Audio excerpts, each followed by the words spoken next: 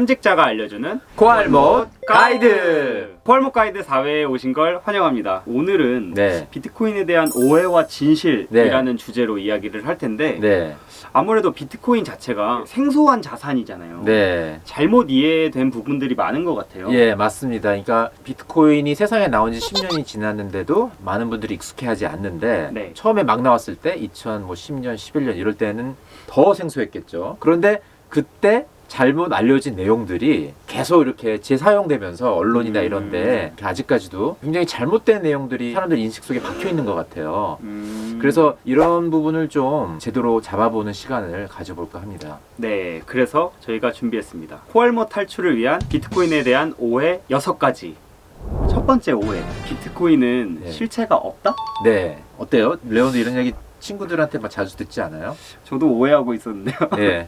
실체가 뭘 타는 건지 좀 약속을 해야 될 것 같아요. 예, 약속할 것 같아요. 근데 이런 질문 하시는 분들은 만질 수 있는지 없는지 약간 그쵸, 이런 만질 수 여부. 없어서 그런 말을 하는 것 같고 네. 근데 이제 디지털 상에 존재한다고 해서 실체가 없는 건 아니죠. 왜냐면은 원화 같은 것도 사실 이제 은행에서 데이터베이스로밖에 존재하지 않는 거잖아요. 네, 근데 그쵸. 우리는 그걸 믿기 때문에 가치가 있다고 믿는 거고, 그리고 비트코인은 암호화폐다. 화폐로 네이밍을 해버리니까 그 다음부터 이제 혼란이 오는 거죠. 화폐처럼 커피 사 먹는데 써야 될 것 같기도 하고. 근데 1, 2화에서 얘기를 했듯이 비트코인 기술을 사용할 수 있는 권리를 주는 회원권 같은 거고, 네. 다른 우리가 흔히 알고 있는 회원권 같이 자산으로서 가치가 있는 거고, 네. 그렇기 때문에 실체가 없다라고 얘기하기는 힘들다는 거죠. 아, 그럼 여기서의 실체는 뭔가 가치의 본질 같은 개념이 맞나요? 그런 것도 들어가 있는 것 같아요. 그래서 비트코인은 예. 실체가 없지 않다. 다, 예. 그렇게 얘기를 할 수 네, 있지 이렇게 첫 번째 오해. 를 좀 풀 수 있지 않을까 네. 합니다. 예. 두 번째 오해로 넘어가면 예. 코인 수가 몇 천만 개인데 예. 정말 희소 가치가 있는지에 대한 질문이거든요. 예. 이 질문도 사실 되게 재밌어요. 이제 이것도 이 화폐라는 이름이 붙어서 생기는 오해인 것 같아요. 왜냐면 우리가 비트코인을 암호화폐라고 부르기 시작하고 그 후에 나온 모든 코인도 다 암호화폐라는 카테고리에 집어넣다 보니까 네. 그렇다면 화폐가 이렇게 많은데 네. 나도 코인 만들고 얘도 코인 만들고 여러 사람이 코인을 만들어 버리면은 네. 이게 무슨 희소성이 있는 거냐 이제 이렇게 생각을 하는 것 같아요.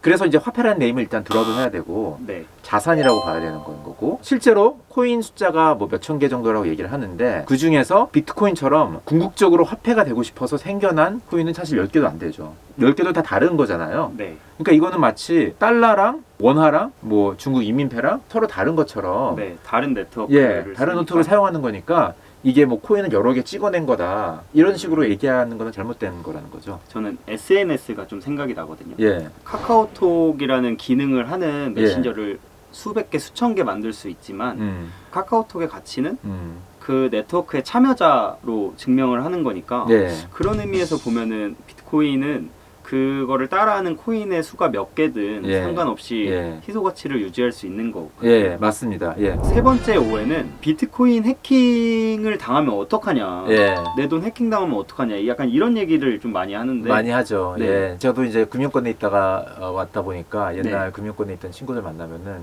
항상 그 얘기를 해요. 아, 그래요? 비트코인 그거 해킹 당하면 어떡해? 그 얘기 꼭 나오거든요. 우리가 이제 매스컴에 많이 보도되는 해킹은 뭐 거래소가에서 해킹이 벌어진다든지 지갑 서비스를 제공하는 데서 해킹이 벌어진다든지 네.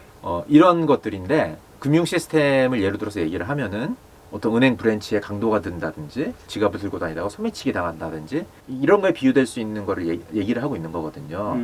우리가 갑자기 은행에 강도가 든다든지 지갑이 털린다고 그래서 금융 시스템이 무너지지 않는 것처럼 네. 비트코인 네트워크 자체가 망가지는 거는 아니고 실제로 비트코인 네트워크 자체는 해킹을 당한 적이 한 번도 없었죠. 네. 예, 생긴 이후로 충분히 자본과 노력에 의해서 해소될 수 있는 리스크라고 생각이 듭니다. 그러면 보통 사람들이 전에 듣는 해킹이라는 것이 네.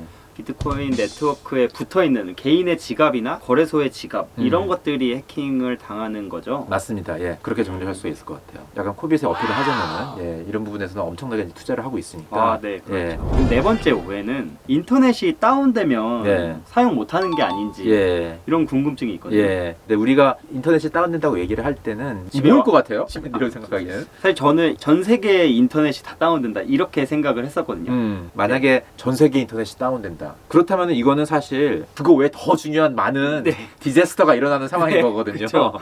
예, 기존 금융 시스템도 망가지는 거인 거고. 그렇죠. 때문에 물물 교환만 해야 되니까 신용카드도 못 쓸 거고. 그렇죠. 근데 그거는 대부분 이제 좀 비현실적인 상황인 것 같고 네. 좀 더 현실적인 의미에서의 인터넷의 다운이라는 거는 뭐 이런 거일 것 같아요. 어떤 한 나라의 비트코인이 다운될 수는 있어요. 이제 그런 경우는 다 이제 백업 시스템 있고 이러면서 다시 이제 복구가 되면은 다른 인터넷망에 이미 장부들이 다 이렇게 디스트리뷰션 돼 있는 거기 때문에 그러면서 업데이트가 되면서 캐치업을 할 수 있는 거죠. 얼마든지. 마이너들이 실제로 블록체인의 히스토리를 전부 다 가지고 있잖아요. 네. 그렇기 때문에 인터넷이 만약에 동시다발적으로 다 다운이 되더라도 기존의 블록에 그대로 이어붙일 수 있기 때문에 네. 그렇게 큰 리스크는 아니다. 네, 리스크는 아닐 것 같아요. 사실 이제 우리가 흔히 알고 있는 인터넷이 파이버 옵틱 케이블을 사용한 방식을 이제 많이 생각을 하는데 만약 그런 것들이 전부 다 다운된다 하더라도 사실 라디오만 살아 있어도 비트코인이 보내질 수가 있어요. 이거는 실제로 실험을 2017년인가 18년에 했었고 라디오를 주파수를 가지고서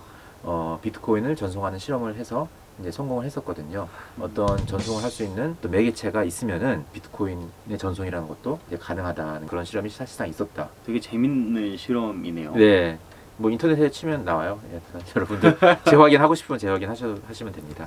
네, 그럼 5번째는 변동성이 너무 커서 뭔가 투자하기 무섭다. 네. 저도 변동성이 크다고 생각을 하는데 네. 피터의 생각은 어떠신가요? 네, 뭐 변동성이 크다고 볼 수 있죠. 그러니까 이런 말을 하시는 분들은 다른 금융자산, 예를 들어서 뭐 주식이나 채권에 비해서 하루에 뭐 10%씩 움직이기도 하니까 비트코인은 네. 그런 관점에서 아마 변동성이 크다고 얘기를 하는 것 같은데 변동성이라는 게 아래쪽으로 클 수도 있지만은 위쪽으로 클 수가 있기 때문에 잘만 사용하려면 우리한테 자산 운용 관점에서는 굉장히 이점을 가져다주는 성질인 거고 불이나 칼 아니면 뭐 자동차 이런 거에 비유할 수가 있을 것 같아요. 이제 어떤 뜻이냐면은 이런 것들이 사실 어떻게 보면 굉장히 위험한 것들인데 근데 그 사용하는 법을 잘 습득함으로써 우리한테 여러 가지 이점을 가져다 주는 거잖아요. 그거와 마찬가지로 이 비트코인의 높은 변동성이라는 거는 잘만 사용하는 법을 습득을 하면은 굉장히 이로운 것이고 요새 많이 쓰는 말이 뭐죠? 은끌이라는 단어 있던가? 영끌이요? 영끌 죄송합니다. 영끌. 영끌에서 투자하는 게 아니고 자산 배분을 갖다가 보수적으로 작게 가져감으로써 그 부분이 변동성이 크더라도 나의 전체적인 자산에 주는 영향은 미미하니까 얼마든지 내 자산 포트폴리오에 굉장히 중요한 역할을 해주지 않을까 이렇게 생각이 듭니다. 자기가 감수할 수 있을 만큼의 위험만 선택을 하라는 거죠. 그렇죠, 그렇습니다. 6번째는 비트코인은 2017년에 확 갑자기 떠서 폭망했다라는 오해거든요. 어떤 이런 식의 인식을 갖고 있는 분들의 이유는 가만히 보면 이제 이래서인 것 같아요. 난 잘 생활하고 있었는데 2017년 소식이 막 들리고 막 소식이 들리는 거죠. 야 누구는 비트코인 투자해가지고 얼마 됐대. 그러니까 그때부터 이제 비트코인의 존재를 알게 된 사람들이 많았던 거죠. 그러다가 비트코인 가격이 폭락하기 시작하는 거예요. 그러면 이런 일련의 과정을 겪었던 사람들이 머릿속에 남아있는 인식은 17년에 광풍이 불었다가 망했다.